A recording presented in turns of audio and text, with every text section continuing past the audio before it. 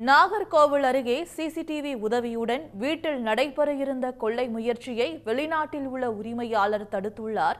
கூடுதல் விவரங்களுடன் செய்தியாளர் வேலாயுத பெருமாள் இணைப்பில் இருக்கிறார். வேலாயுத பெருமாள், இந்த சம்பவம் எப்போது நடந்தது? கொள்ளையன் பிடிபட்டு விட்டாரா? விவரங்கள் என்ன? கண்டிப்பா குமரி மாவட்டம் நாகர்கோவில் அடுத்துள்ள கோட்டார் அருகே ரகமத்துக்காரன் பகுதியில் வசித்து வருவர் சலிமு. இவர் தற்பொழுது வெளிநாட்டில் பணிபுரிந்து வருகிறார். இதனால் தனது வீட்டில் அடைக்கப்பட்டுள்ள நிலையில் பாதுகாப்புக்காக வீட்டின் உள்ளேயும் வெளியேயும் சிசிடிவி கேமராக்களை பொருத்தியுள்ளார். இதன் காட்சிகளை நேரடியாக காண்பதற்காக இணையதளம் மூலமாக தனது செல்போன் மற்றும் கணினிகளில் இணைப்புகளை ஏற்படுத்தியுள்ளார்.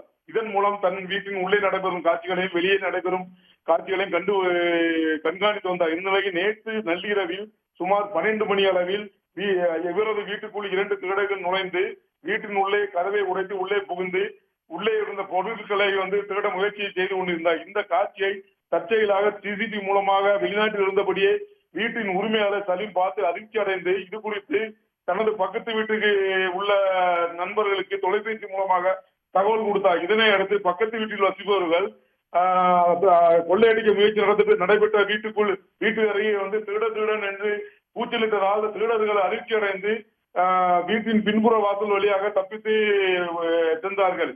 மேலும் இதனால் வீட்டில் இருந்த பொருட்கள் தப்பித்தது.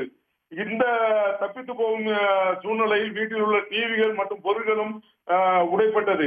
மேலும் இந்த சிசிடிவி காட்சியில் உள்ள காட்சிகளை வைத்து கன்னியாகுமரி மாவட்டம் கோட்டார் காவல்துறையினர் அந்த திருடர்களை பிடிக்கும் முயற்சியில் தீவிரமாக ஈடுபட்டு வருகிறார்கள்.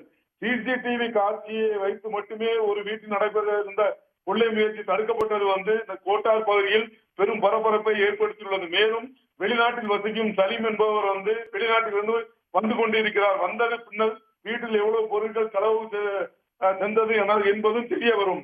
இது குறித்து ஆன்லைன் மூலமாகவும் புகார் தெரிவித்துள்ளார். உடனுக்குடன் செய்திகளை தெரிந்து கொள்ள சன் நியூஸ் பெல் ஐகானை கிளிக் பண்ணுங்க.